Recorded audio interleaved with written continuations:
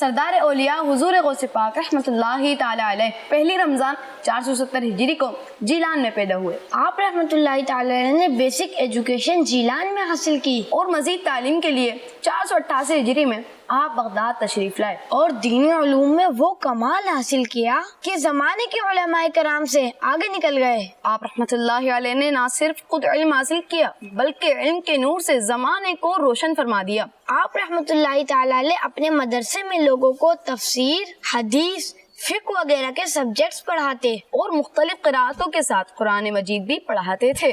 عبادت کا یہ عالم تھا کہ 40 سال عشاء کے وضو سے نماز فجر ادا فرمائی، یعنی آپ رات عبادت میں گزارتے اور 15 سال تک رات بھر میں قرآن پاک ختم کرتے رہے۔ میرے غوث پاک رحمۃ اللہ تعالی علیہ دین اسلام کی بے مثال خدمت فرما کر 11 ربیع الثانی 561 ہجری میں انتقال فرما گئے۔ آپ رحمۃ اللہ علیہ نے 91 سال کی عمر پائی اور بغداد شریف میں آپ کا مزار شریف موجود ہے۔ رونق کل اولیاء یا غوث اعظم دستگیر، پیشوا اصفیاء یا غوث اعظم دستگیر۔ پیارے امیر اہل سنت، یہ ارشاد فرما دیجیے کہ آج کے دور میں حضور غوث پاک رحمۃ اللہ علیہ کی سیرت جاننے اور اس پر عمل کرنے کی کتنی ضرورت ہے۔ سبحان اللہ، غوث پاک کی سیرت بیان کرنے کا یہ بھی اچھا اچھوتا انداز ہے۔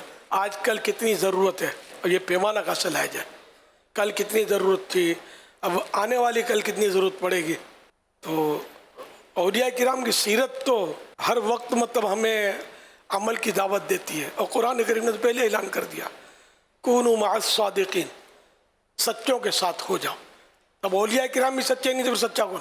تو ان کے ساتھ ہمیں ان کی محبت کے ساتھ اپنی زندگی گزارنی ہے اور ان کی سیرت کے مطابق عمل کرنے ہیں اور ان کے نقش قدم پر چلنا ہے۔ یہ محاورہ نقش قدم پر، حقیقت میں غوث پاک کا نقش قدم نظر آ جائے تو میں تو سر بھی نہ رکھ سکوں، میرا سر بھی اس قابل نہیں، آپ پاؤں سے چلنا دوسری بات ہے، تو ظاہر ہے۔ تو یوں مطلب یہ کہ نقش قدم پر ان کے چلا جائے۔ اس سے مراد یہی ہوتی ہے کہ ان کے فرامین جو ہوتے ہیں، ان کے فرمان پر عمل کیا جائے، انہوں نے جو کچھ اچھائیاں کی، نیکیاں کی، ان کو فالو کیا جائے، اس طرح مطلب ان کے نقش قدم پر چلا جائے۔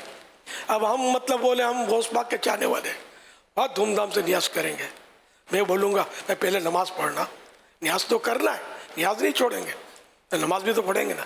تو آج سے نہیں برسوں سے بولتا ہوں میں نیازی ہوں، پہلے نمازی ہوں۔ کہ غوث پاک نے نمازیں پڑھی ہیں، نمازوں کی ہمیں ترغیب دی ہے، تلقین کی ہے۔ ان کے نانا جان صلی اللہ علیہ وسلم نے نمازوں کی تاکید کی ہے، اور ان کے نانا جان صلی اللہ علیہ وسلم کو آخری نبی بنانے والے رب نے بھی نماز کا حکم دیا ہے، اور غالباً قرآن کریم میں 700 جگہ پر نماز کا تذکرہ ہے، غالباً 700 جگہ پر اتنی نماز کی تاکید ہے۔